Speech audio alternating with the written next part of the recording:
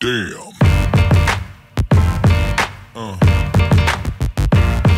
Yeah.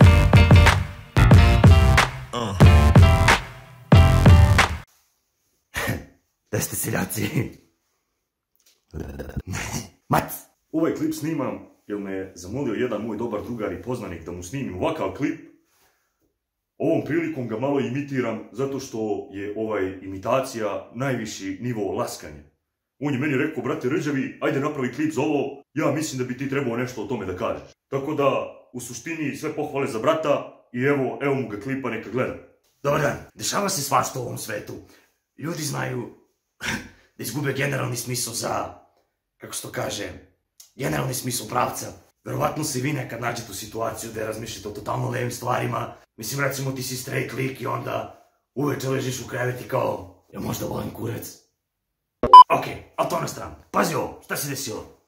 Da li ste čuli za najskuplju kafu koja se nalazi pravo ovde, pravo na Balkane, ej? Samo i po košta kafa, da piješ 3 sata. Zanimljiva neka kafa, a? Desilo se, znači iz principa ne imenjujem i ja pričam o pijenju kafe. Ja ne pričam o prostituciji, pazi. Nećemo, ne, igramo fino danas. Jedna dama na YouTube ovde reklamira, nije korona bre, kojan kurac bre. Ona prodaje kafu. Po mom ispitivanju, kafa koja košta 1.500 evra za količinu od kilogram je Black Ivory. Ili malo korektnije rečeno, Black Ivory. Što mene opet dovodi na temu da razmišljam. Ona, priča dosta o kafi, ali da odgovorimo na par njenih klipova. Operacija grudi. Operacija grudi, šta možda kažem operaciju grudi? Ništa, nekom gurno plastiku u sise. Idemo dalje. Šta se nalazi u njenoj torbi? Sigurno mogu da vam kažem da se ne nalazi mnogo moral. Možda neki bič lisice i jedan redenik kondomi. Gde upecati biznismen? Biznismen, na sreću, ti znaš sigurno dobro da upecaš čim imaš cenu kafe od 1.500 evra. Znači, znaš ti posao, pekla si zanat. Nema dalje. Kako je biti diskretan? Vidi, samim tim što reklamiraš klipove na internet, možda kažemo da tu nema ništa od diskrecije. Le discrétion. Oprem dobro. Poniženje zarad poslovnog uspeha. Okej. Ako pogledate pola naši youtuberi, mislim da je poniženje zarad poslovnog uspeha prilično realna stvar u njihovim glavama. Tako da, realna stvar.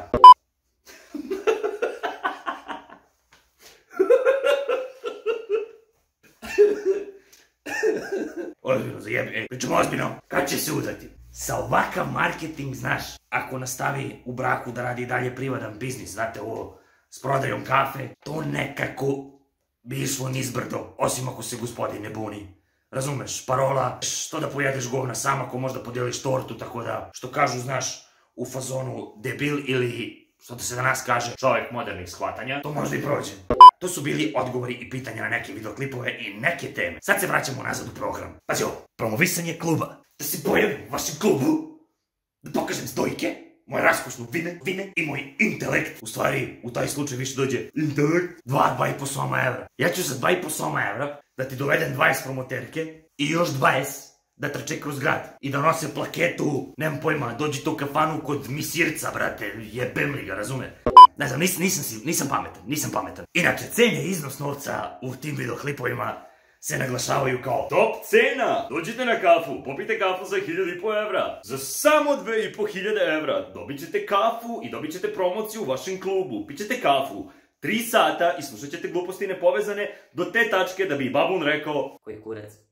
Ja ne znam šta se tu dešava za tih 1.500 evra. Jel njen prevoz, jel njen šećer, jel njena kafa? Jebem li ga, treba poneseš ratluk, ali ima kisela, ali nudi tamponi za uši. Mislim da bi to bilo neophodno ako bi s njom pio kafu. Još jedna stvar koju sam vidio, zanimljiva stvar, u tim klipovima, jer znaš kako, kad nemam šta da radim u suštini, odem na YouTube i onda mi nekad dođe da pogledam neki kanal. Skoro svaki put pojedem govna. U klipovima sam vidio komentare ovakve. Bravo, neko je trebao da popriča o tome, to je jako bitna tema. Bravo Srećo, ti si legenda, neko je odavno trebao da priča o tome, da se oglasi na tu temu, jer ne možemo svi da ćutimo o tome. Po te teme se svrstava, znači bitne teme koje prodavačica kafe oslovljava su: da više voli da ga primi, da li je muška ejakulacija u tečnoj formi zdrava, Onda, prvi put u toku menstruacije, veličine penisa, to su bitne stvari o kojima neko treba da priča. Na YouTube. Gde se nalaze klinci. E sad će opet neko da kaže, Ređe, ti si jebeni licemer i stvarno si retabi, samo neko ti nešto kriv, razumeš, zašto ti nju prozivaš, on ima 20.000 subscribera, ti si jedna obična nula, nalaziš se tu na YouTube i praviš se pamet. puši kurac, ja se ne pravim pametan, ja samo pričam. Ja hoću da vas pitam, ja mislim da bi to bilo pravo pitanje. Jel biste uzeli dete od 10 godine za ruku, to su inače sad od 10 do 14, to je najveća vojska na internet. Ajde kažete vi meni. Jel bi stavio to dete pored sebe, uključio taj klip i pustio ga da gleda? Mislim, ta prodavačica kafe je malo pogrešila marketinšku ciljnu grupu, znaš? Pogotovo live-ovi gde je malo strče sise, mislim... Malo ta stvorenja koja izađu iz farme, iz tih realitija, znaš? Treba tamo da ostanu. Znaš, najgora fora, počeli da uče kako se koristi internet, ali neko ih uči, znaš, cut, render as, upload. Ja bi njih zatvorio odakle su došli, razumeš? Stojite vi na televiziju, niste vi za internet. Što ne možete staviti internet nama? Ja nemam pojma. Ne znam što to tako, da li više sila nešto radi, ili onaj Soros, Banzov. Ali da vam kažem, nije okej. Da se oglasimo opet, iz perspektive licemera. Ti si dečko jedan bezobrazan, ona snima klipove, on ima demokratsko pravo da izrazi svoje mišljenje, a ti si jedan debil koji samo proziva nešto i jede govna, ona priča otvoreno, daje svoje mišljenje i ljudi to mogu da...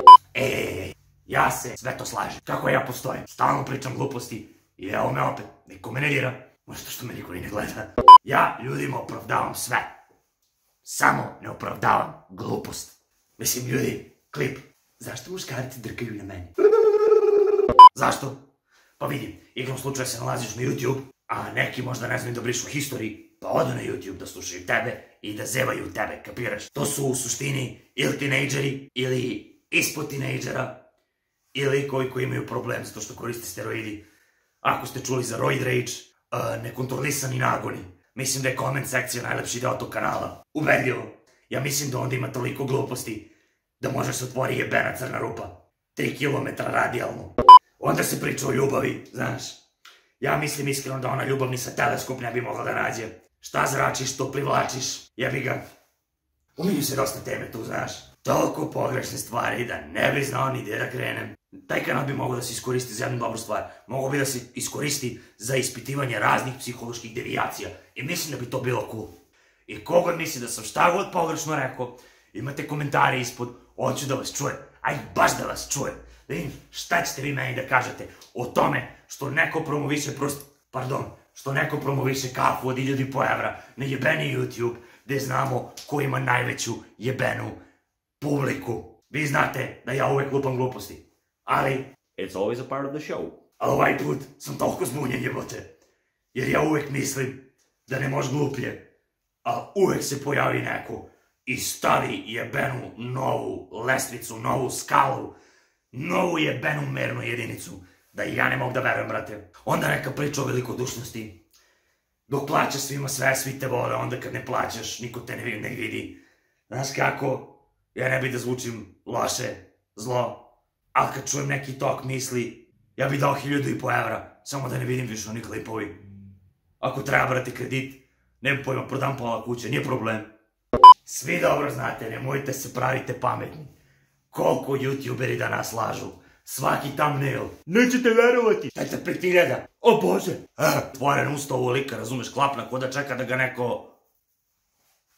Znate što ću da kažem, kurac? Znam koliko oni lažu, izmišljaju priče da bi dobili publicitet. Okej, ajde, okej. A oni pravi kontent za decu i decu može eventualno lako da slažeš. Tako da, razumeš? Današnje dece su toliko glupa da jebi ga. Kapiraš, ne bih ubedio da Deda Mraz postoji, nego bi mogao da ih ubedim da Godzilla, brate, šeta negde, nemam pojma, pored, da spava u Nišku tvrđavu, brate, ili na Kalemegdan negde, razumeš, da se vere po drveće. Znači, ne kažem da su glupi, ali nisu naročito ni pametni. A najgore fora kod ove ribe, što je ona jebeno ozbiljna. Čak i ceo sistem uplat. Ja ne znam. Možda bi država mogla da uvede jednu stvar, da to legalizuje i da ih oporezuje. Ujebem ti, ali bi država zaradila par od poreza. Znate vi dobro što mislim, ej. Hvala što ste gledali klip. Baš bih htio da čujem mišljenja. Znate vi dobro o kome ja pričam. imate komentare negde ovde, tu negde treba da bude dugme za subscribe, ili ovde, nemam pojma. Podržavajte, šerujte, treba neko ovo da čuje. Mojte kažete njoj, malo puti u